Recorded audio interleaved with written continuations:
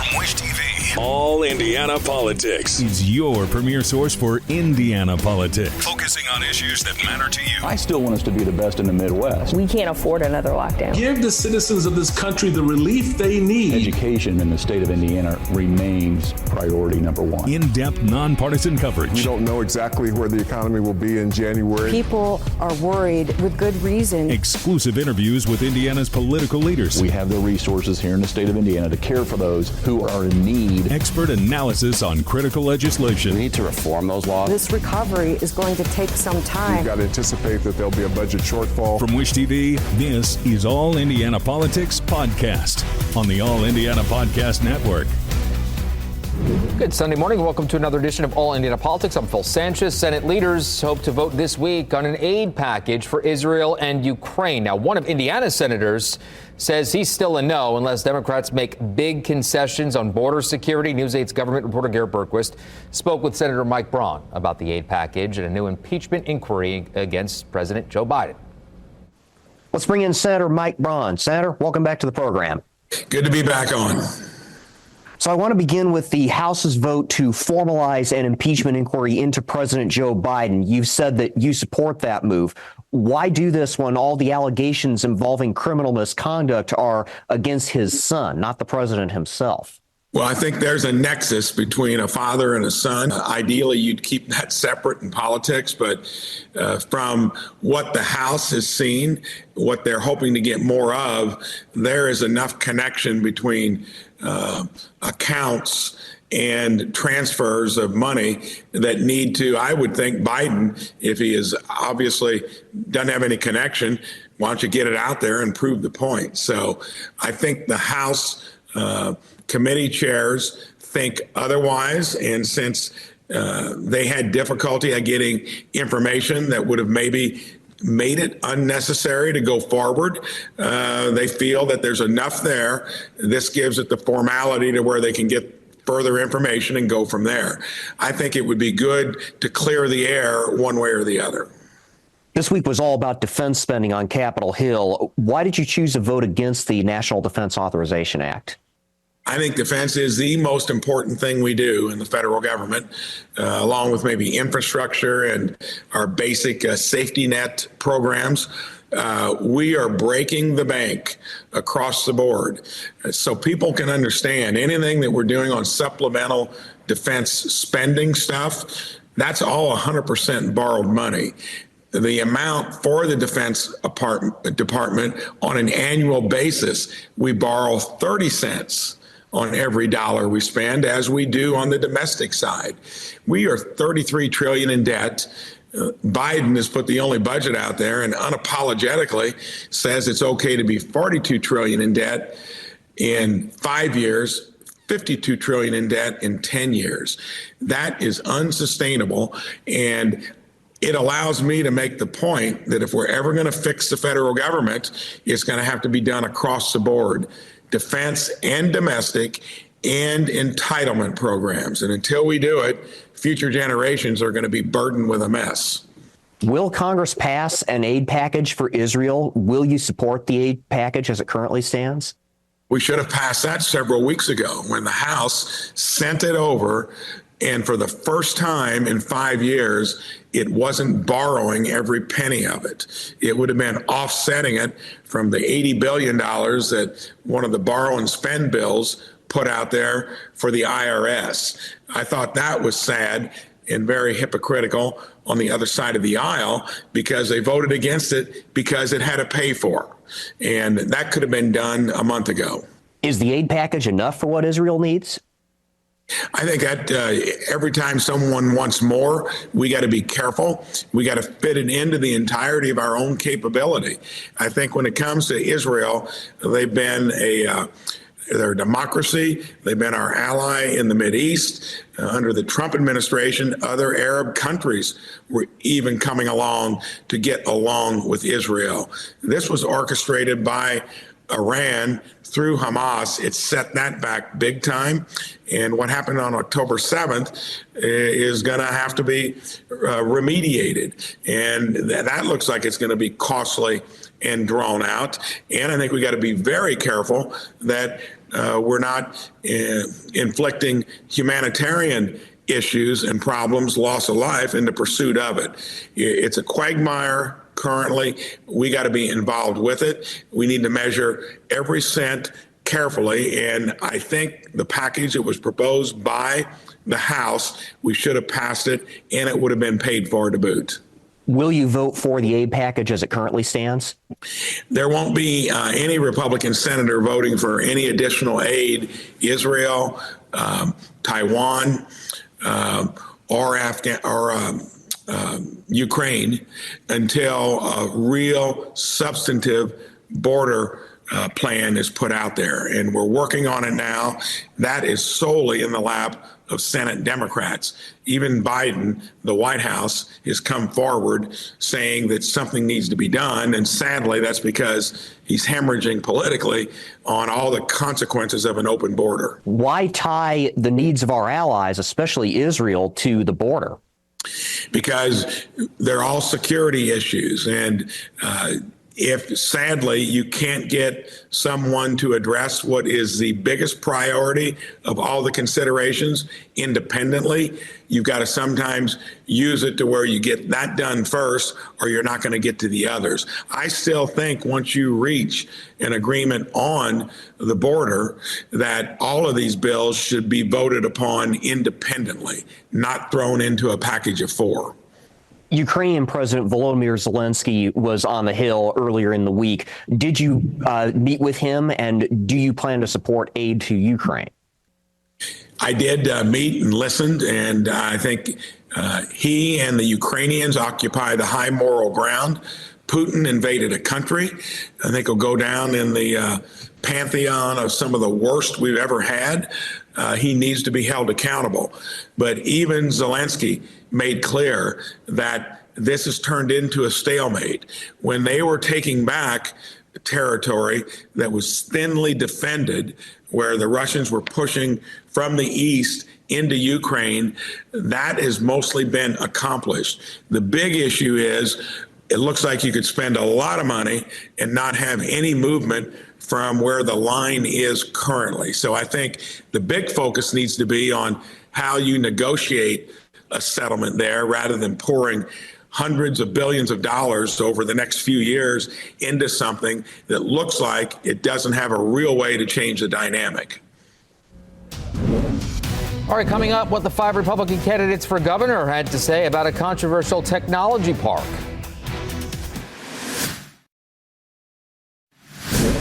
Welcome back. Republican gubernatorial candidate Brad Chambers says he stands behind his work on the LEAP district. That's the high-tech research park plan for Boone County.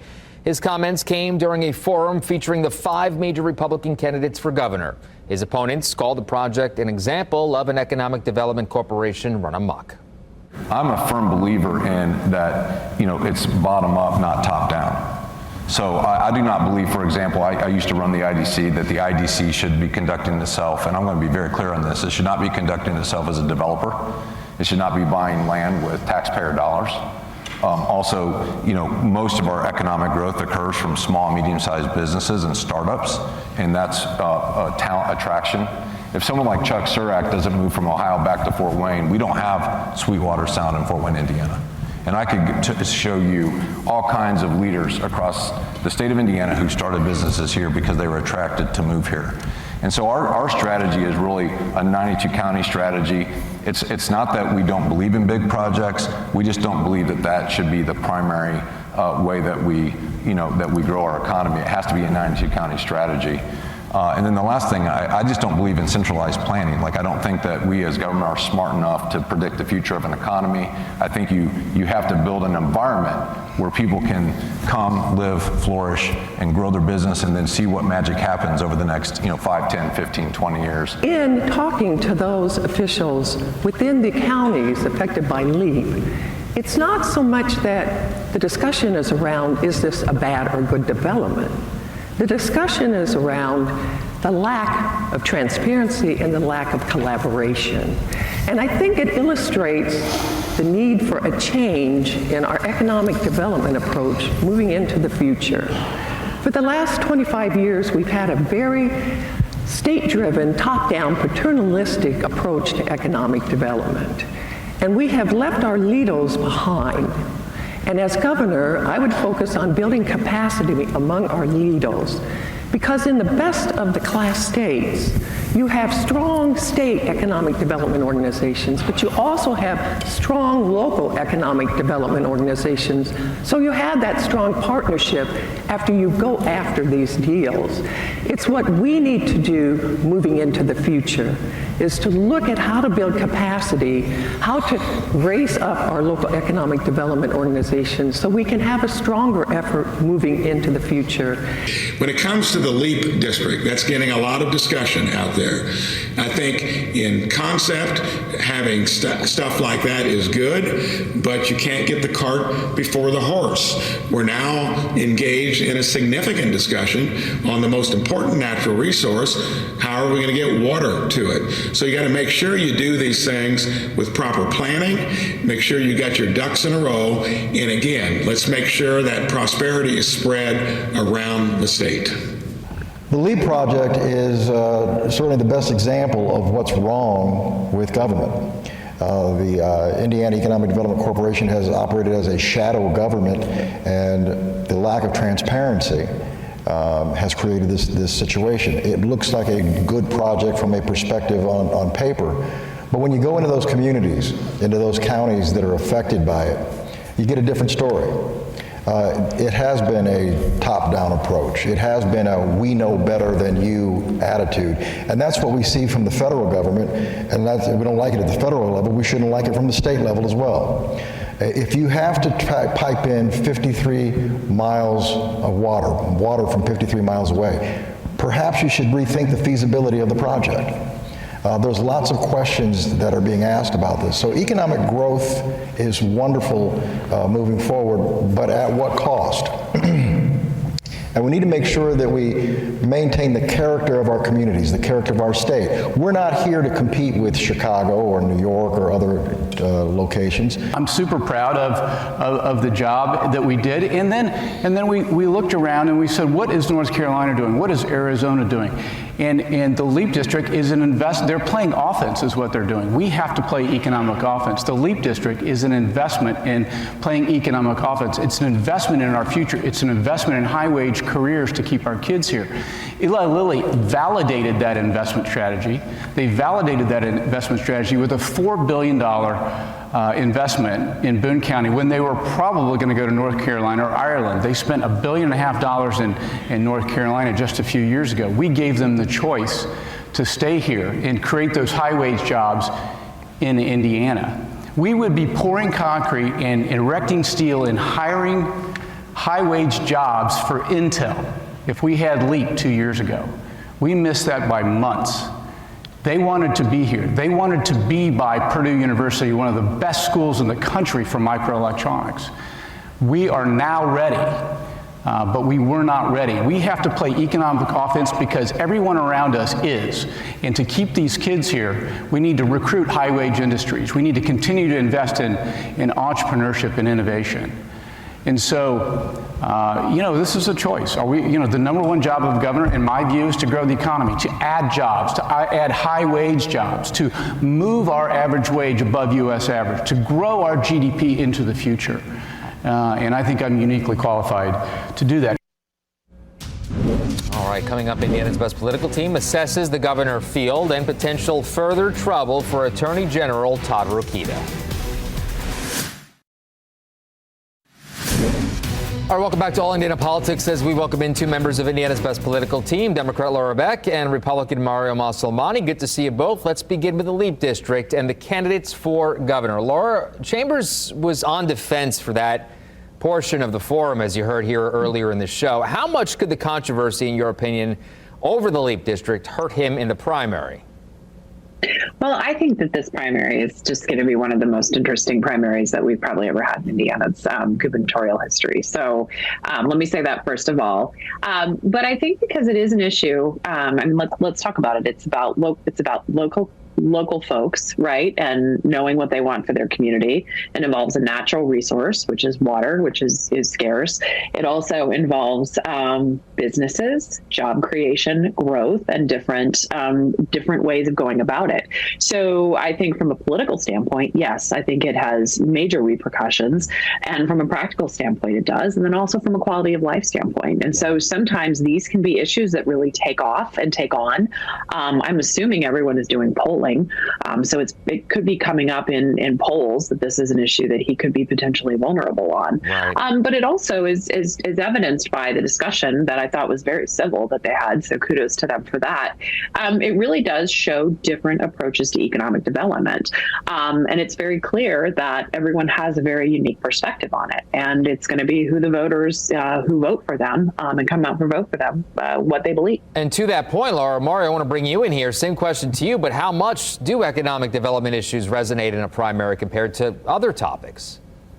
I think it's a huge indicator of what some of these people are running on, correct? Because we have Brad Chambers, we also have Eric Doden, who ran the IEDC, who are using and talking about their experience in bringing businesses and economic development and growth to the state of Indiana. It's crazy. I agree with Laura on this. I think that, when dealing with this issue, this is potentially a legacy project for Eric Holcomb, our governor. If they're able to fix that water issue and it ends up becoming the type of economic development generator that has been touted, then this could be significant for the state of Indiana and especially that area. And now, learning more about this water issue, this is an issue that's impacting a lot of the state of Indiana. And so I think that getting an understanding of how best to manage some of the water shortages, how best to make sure that we provide the proper water for this LEAP district without hurting other areas like Tippecanoe County, I think is going to be important and is a priority of the governor because this is something he really wants. This is something that, 10, 20 years down the road, it's something that if it is successful, he can tout as a significant accomplishment under his leadership. Time will tell, and we'll see how it plays out. A new court filing, guys, seeks to unseal the agreement between Attorney General Todd Rokita and the Supreme Court. This follows a statement, as you know, at the beginning of the month where Rokita effectively disputed the court's reprimand of his remarks about Dr. Caitlin Bernard. Mario, we'll stay with you on this one. How serious is this? It's very serious. I think talking to other legal scholars, this is not about if Todd Rokita is going to get suspended, his law license is going to get suspended, but for how long and how that might impact next year. He's the chief legal scholar, legal officer for the state of Indiana as the Attorney General. He has basically flouted the disciplinary commission and the Supreme Court. All of us attorneys, and I'm an attorney, when in law school, we have to take a class called Rules of Professional Responsibility.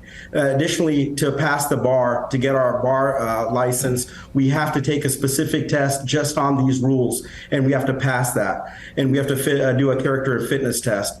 And so, Todd Rokita is arguing that it's his First Amendment right to be able to make these types of arguments. Well, as a citizen of the United States and a citizen of Indiana, yes, you have a First Amendment right. However, a law license is a privilege, not a right. Yeah. We are held under a higher standard of rules that we have to abide by. If we don't, the disciplinary commission will bring a case against us. And at the end of the day, the Supreme Court will determine what the punishment is. Yeah. In this case, he had accepted responsibility, taken an agreement, and the Supreme Court had agreed to the punishment that he was going to get, that being a public reprimand.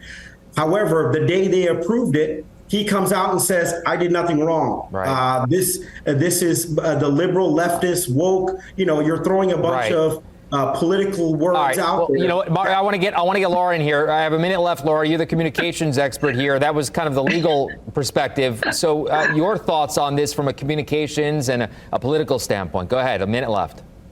Well, I should just yield my time to Mario here. Look, I mean, I agree with Mario from a PR perspective. It does not look good for Todd Rokita. It's a very disturbing pattern of behavior. It also doesn't speak well to voters that you're going to say one thing behind closed doors. You're going to say one thing to the media. Right. I will say this: I had the honor and privilege of working with Terry Curry when he was prosecutor of Marion County, and I can think of few others who took their duty as an attorney and as an officer of the law more seriously than he did, and then the people who worked in that office. Yeah, he was. And to see what Todd Rokita is doing is. It's a blemish on the profession, and it is one that should not be occurring because it puts people who are following what they need to do. We're out of time, guys. Always good to see you both. Unfortunately, yes, and we will watch. We will closely watch. Happy holidays, guys. We'll talk to you soon. Thank you. Thank you.